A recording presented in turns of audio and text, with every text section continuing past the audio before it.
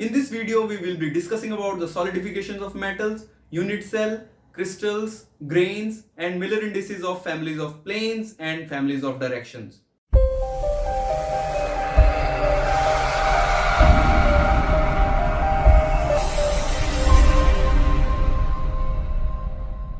Hello everyone, Aman Arora this side.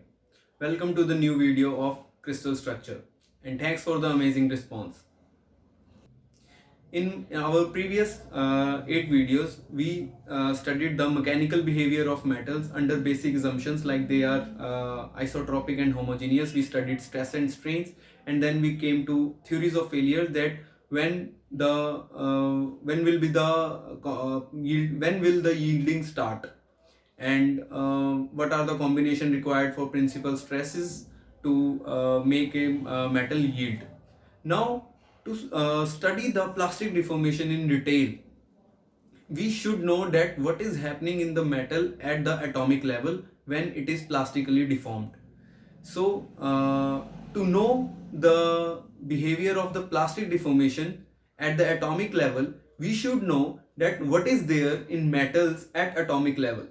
So first of all, we should know that when a metal will solidify from a liquid to solid, what will happen and what kind of structure the metal obtain, because every property is influenced by the structure of the material of the metal, and I will say that every property is structure sensitive.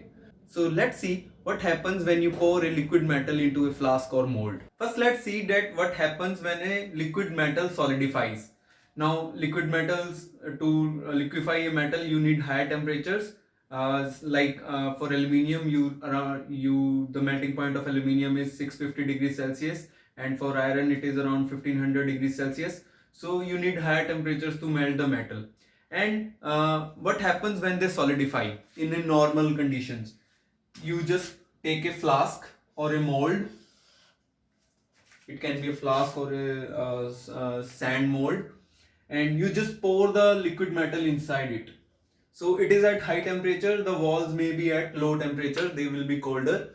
So when the solidification starts, it needs nucleation sites, and generally the nucleation sites are easily wherever the temperature is lower than the bulk.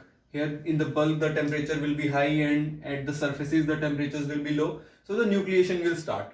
So let's just assume that there are 4 nucleation sites, here, here, here, here. So we have 4 nucleation sites, and we know that in liquid state the atoms are randomly everywhere, and in gaseous state atoms are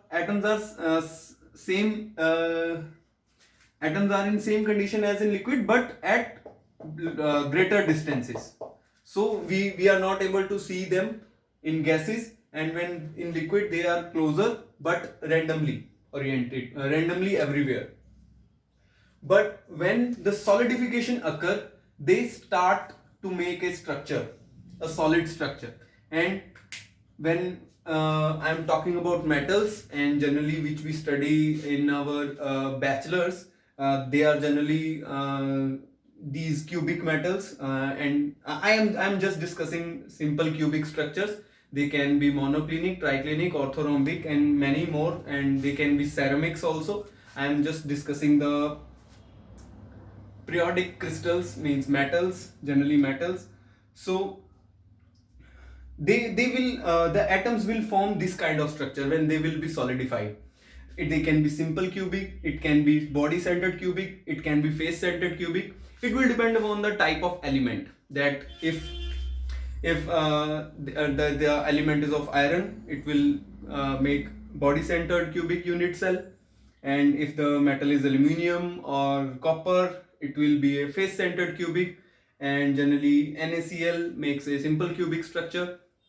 So there can be many structures like this, and this is known as unit cell, means randomly oriented atoms, when they will solidify, they will make these kind of unit cells.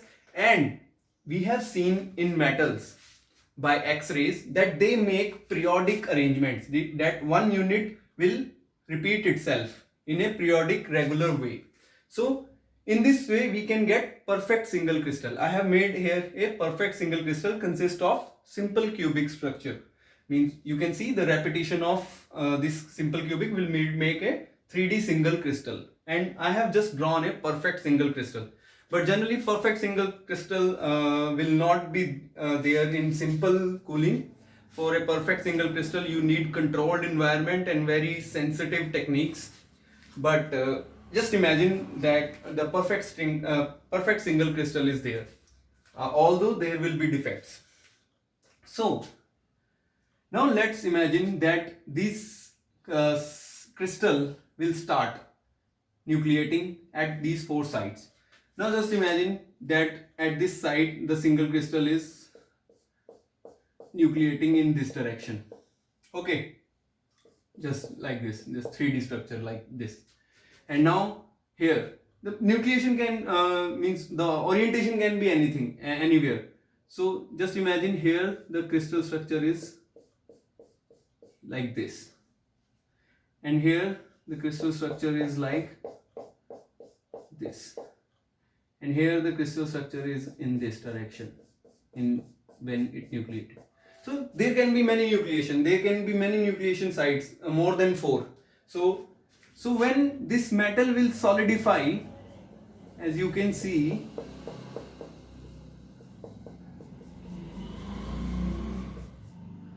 so there will be you can see 4 randomly oriented crystals. Every crystal is differently oriented, right? And you will get this kind of structure, solidified metal.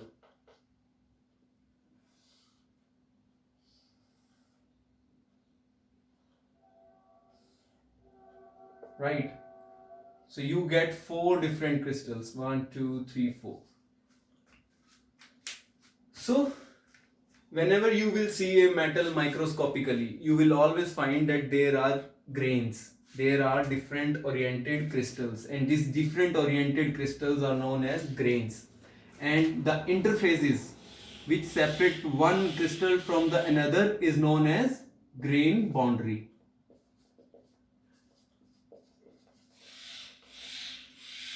So this is the interface will be known as grain boundary. And I can say there are 4 different crystals, different oriented crystal, or I can say there are 4 grains. So this is what happens when a metal solidifies in normal conditions. You just let them cool and it will form different grains. Now there are ways to identify the planes of the unit cells or planes of the crystals. There is simple cubic, there is body centered cubic, and there is face centered cubic. Means in body centered cubic you will have a atom inside the cubic structure, so it will be body centered, and in face centered there will be atoms at the 6 different faces of the unit cell, and the repetition will make crystal, as I said. And how to identify the planes of these crystals? Let's come to the Miller indices part. Now let's come to the Miller indices. Miller indices are needed to identify the planes of the crystals. And why we need to identify the planes of the crystal? Because crystal shows different properties in different orientations. Along the different planes there will be different properties of the crystals. So we should know that what kind of plane is this, what is the planar density of this plane, and plastic deformation is also influenced by these different planes in the crystal.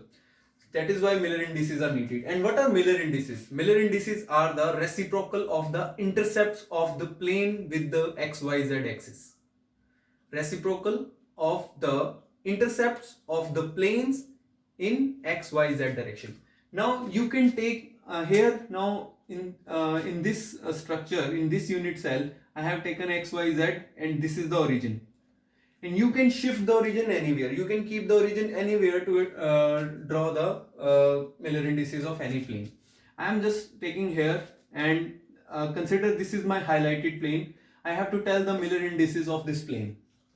Then you can see here, if this is the crystal lattice of the unit cell, lattice parameter means it can be anywhere. It generally the lattice parameters are in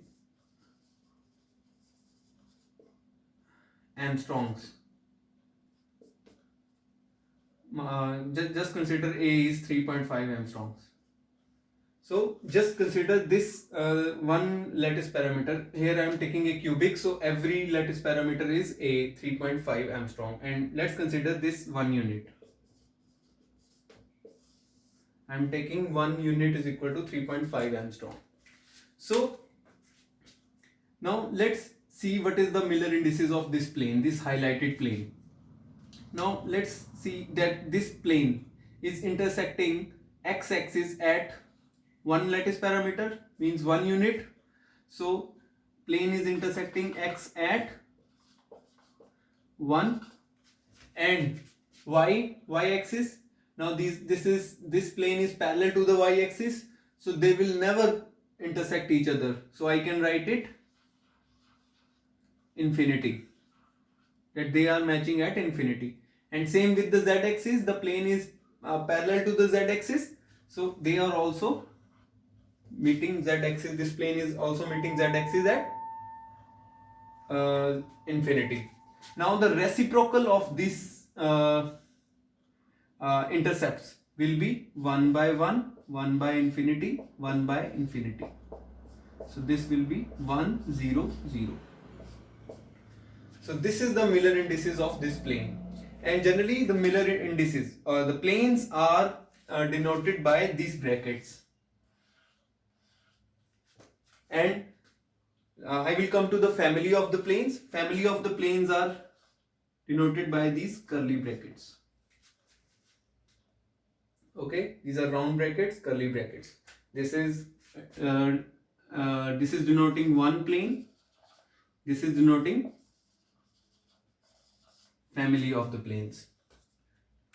Now let's come to this unit cell, and let's find out the Miller indices of this plane.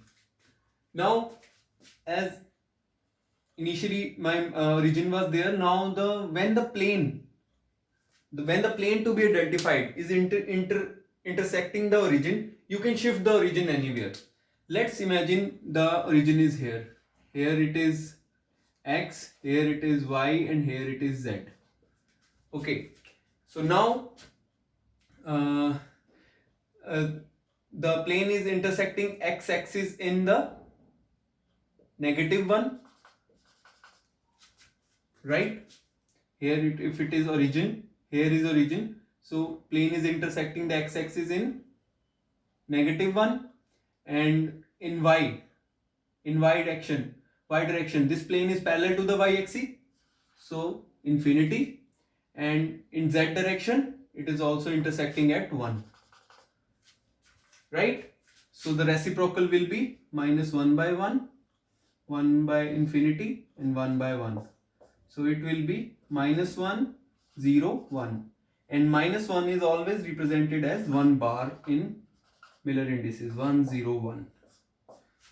So this plane is my 1, 0, 1 plane, and family will be represented as 1, 0, 1 in curly brackets. And generally the Miller indices are written as general form HKL, round brackets, or the curly brackets will represent the family of the planes. Now what is family of the planes? Let's discuss first family of the planes. If this plane is my 1, 0, 0 plane, then this plane, let's come to this plane. Now if I have to find out the Miller indices of this plane, then you can also see it is intersecting the origin. You have to shift the origin here. Then you can also find out that this plane has 1, 0, 0. Miller indices is 1 dash 0, 0. Now this plane is symmetric to this plane, and in a cubic cell, in a cubic unit cell, this plane, this back plane, and this plane here, they are symmetric. So when all the symmetric planes can be represented as 1 0 0 family. So 1 0 0, 0 1 0, 0 0 1 or 1 bar 0 0. So every plane I can say that these all planes can be represented by this curly bracket 1 0 0. We can say this is the family. And now let's come to this Miller indices of this plane. As you can see, this blue plane, you can see that this plane is intersecting axis at 1 unit, at y 1 unit, and at z 1 unit. So the reciprocal will also be 1 1 1 plane. So this plane is my 1 1 1 plane, and this plane has special place because in FCC 111 plane is the most dense plane. I will discuss it with you that what is most dense plane, why I am saying that this plane is very important, because in FCC crystal the plastic deformation is generally happen at this plane because it is a very dense plane. And why why the plastic deformation is occurring at high dense planes, we will discuss it later. We just saw how to find out the Miller indices of the planes. Now let's see how to find out the Miller indices of the directions. Consider this unit cell and this direction. This direction is coming towards this point. Let's consider this point A. Now just see the projection of this direction. First of all, just shift the origin to the tail of this arrow, and then see the projection of this arrow in x, y and z axis. In x axis, the projection of this arrow is this, one unit in x axis, 1 unit in z axis, and there is no unit in y direction. So the indices of this direction will be 1 in x, 0 in y and 1 in z.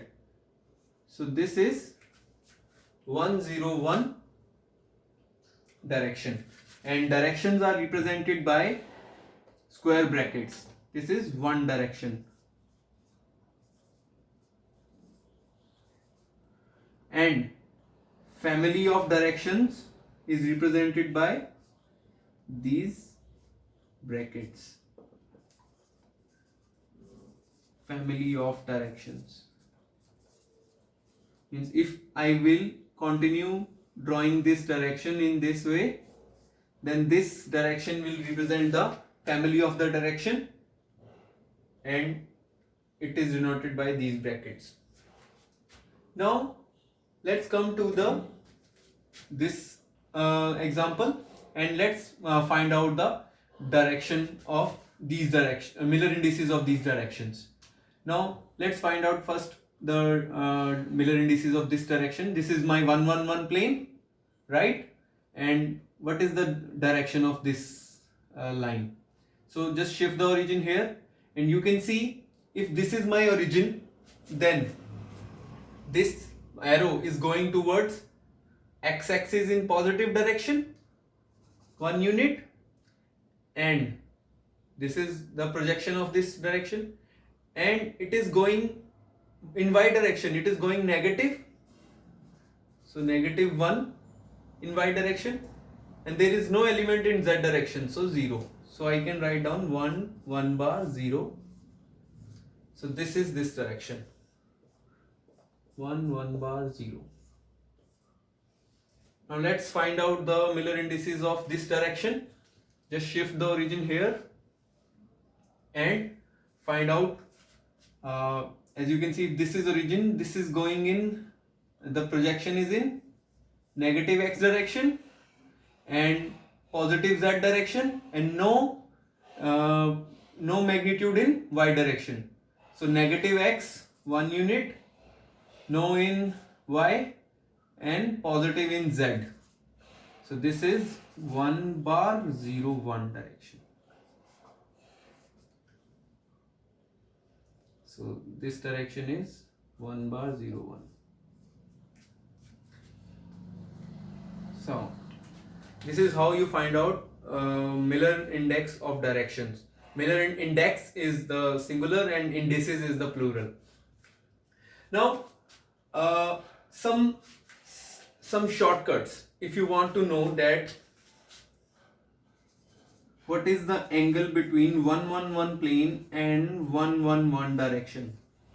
Let's consider that planes are denoted by HKL and directions are denoted by UVW. So what is the angle between 111 plane and 111 direction? Always remember, if H is equal to U, K is equal to V and L is equal to W, then the plane and the direction are normal to each other.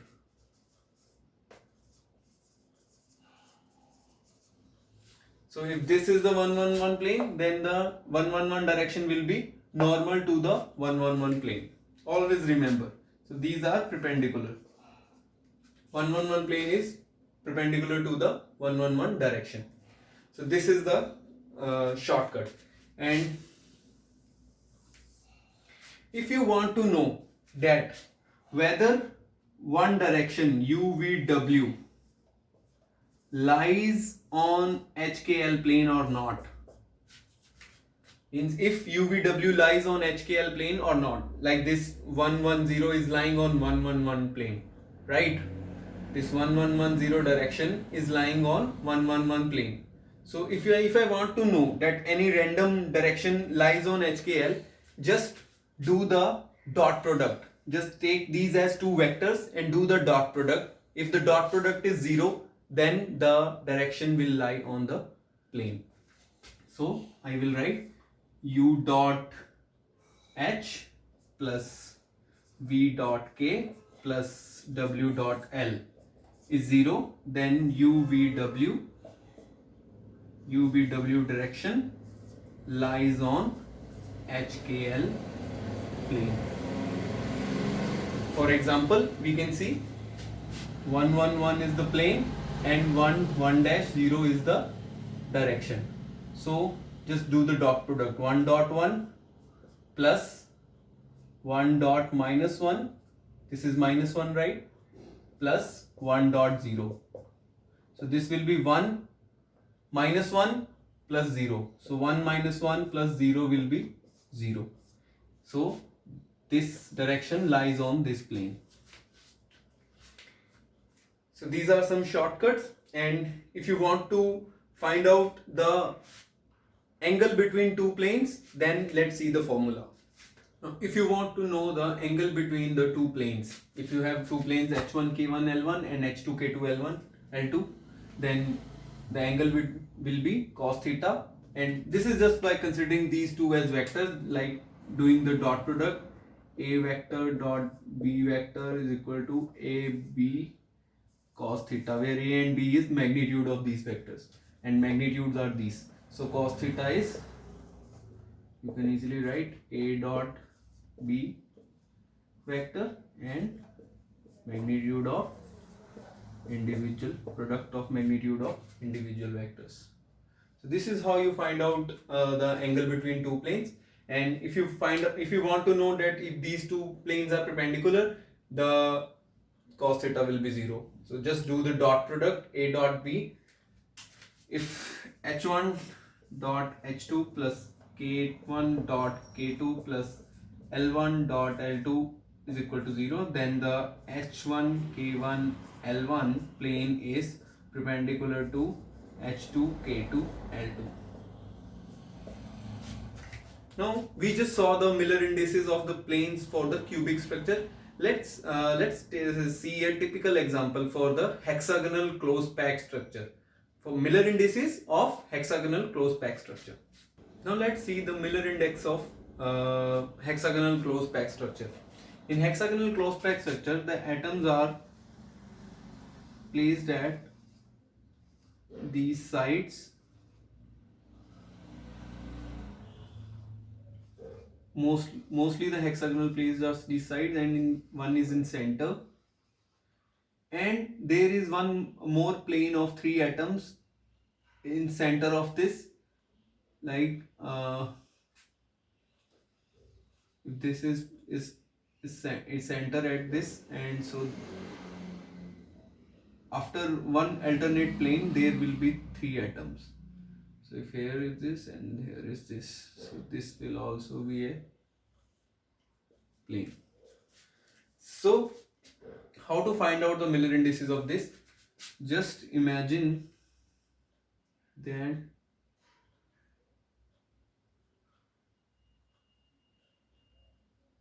just take a cuboid here.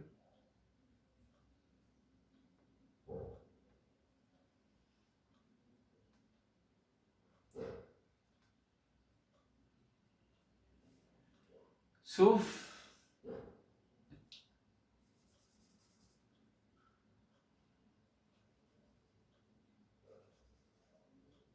if this is X, this is Y, this is Z. So in hexagonal structure, if this is A, then this is also A, and this is the C axis. Here in hexagonal structure, A is equal to B is equal to is equal to C. Means these two are same.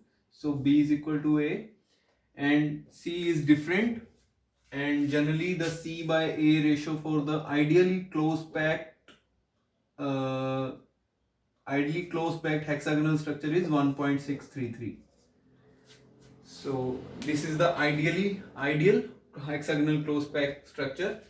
And here the angle, if this is the alpha, then alpha is equal to 120 degree, and if this axis is making beta and this axis is making gamma, then beta is equal to gamma is your 90 degree. So in this hexagonal structure, the Miller indices are denoted as HKIL, and generally I is negative of H plus K. Why there are four indices needed in hexagonal? Because you can see in hexagon, in hexagonal structure you just saw that there is, if A1, this is A2, then this is A3, and in C direction this is A4. There are four axes, but A1 and A2 and A3 makes 120 degree angle with each other. That is why the third is linked with first two. So we just need to know the H, K and L, and simply we can find the Miller indices of the hexagonal plane. So let's take an example for the hexagonal plane. Let's find out the Miller indices of hexagonal plane. Now let's see, if I have to find out the Miller indices of this plane in hexagonal closed packing structure, then this is A lattice parameter, and this is my C lattice parameter, and this is X direction, this is Y direction, and this is Z direction. So in X and Y there is 120 degree angle. So I just want to find out HKIL, okay, and just I is minus H plus K. So in X direction, if I want to find out the intercept of this plane with X axis, so as you can see that this plane is parallel to the X axis. This is my X axis and this plane is parallel to X axis. So the intercept with the X axis is infinity, and with the Y axis it is intersecting the Y axis at 1 unit A. So A is 1 unit, so Y is 1 intersect, and at Z axis, and this plane is parallel to Z axis, so Z intercept is also infinity. So H is my 1 by infinity 0, K is my 1 by 1, so L is 0. Then I will be minus 1 plus 0 will be minus 1. So the Miller index of this plane is 0, 1, 1 bar, 0. So this is the Miller indices of these planes, and generally these planes, this plane, these plane are known as prismatic planes, and this base plane, the plane which is making hexagon, this plane and this above plane, this plane, these are known as basal planes. Basal planes. And in hexagonal close packing, basal planes are the most dense planes, so the plastic deformation happens on these planes. We will discuss what is plastic deformation and why they happen at the most dense planes. And so these are prismatic planes.